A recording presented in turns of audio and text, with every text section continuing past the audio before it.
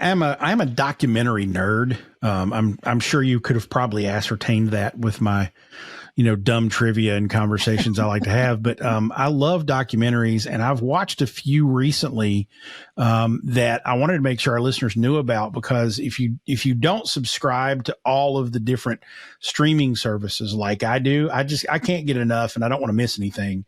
So I probably spend way more money every month on streaming service prescriptions or subscriptions than anybody else.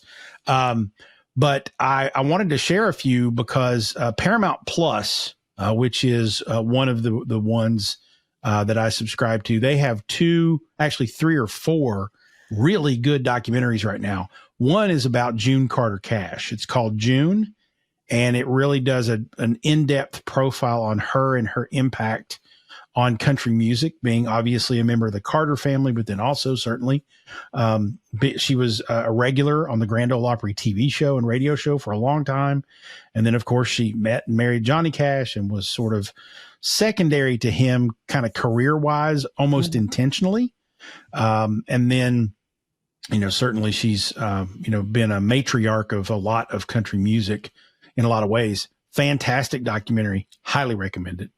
And then they also have one called Willie Nelson and Family, which is fascinating because it's not only about Willie, it's like him, his wife's ex-wives, kids, like the whole family's involved. It's all like official, Willie Nelson approved, really in depth about his, life from, way back in, writing Crazy and having Patsy Cline record that all the way up through today.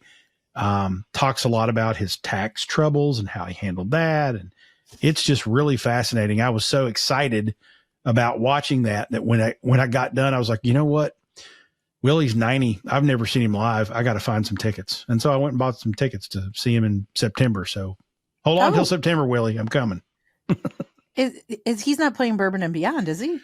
No, I don't think he is. I actually got tickets to, he's doing an outlaw country, some sort of labeled tour with John Mellencamp and Bob Dylan. Yeah, we did talk about this now. It's ringing a bell. So they're playing Cincinnati in September. And I bought 2 tickets. I have no earthly idea who's going to go with me yet, because Karen immediately said, well, that's a school night. I can't do it. And I'm like, well, I'm fine. I'll find somebody else. I don't care. Cool. So I'm going to go see Willie and Bob Dylan and John Mellencamp. And I don't know that I would have necessarily bought tickets to go see Bob Dylan or John Mellencamp. I like them both just fine, but they're not people I feel like I need to go see live. Yeah. But Willie, I was just like, yeah, he can't leave this earth without me having seen him play. So I'm going to go do that. So I can appreciate that. There you go. By the way, Paramount Plus also has a really interesting documentary, the album Thriller by Michael Jackson, Thriller at 40, which was fascinating and fun, because I haven't heard a lot of those songs in a long time. So 40, huh? Yeah, I know. It makes you feel old, doesn't it? Ugh. Oh boy. Yeah, I know. Okay. Anyway, moving on. Yeah, it was pretty.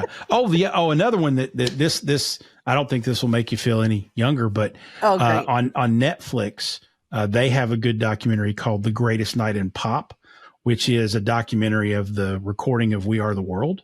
USA for Africa thing.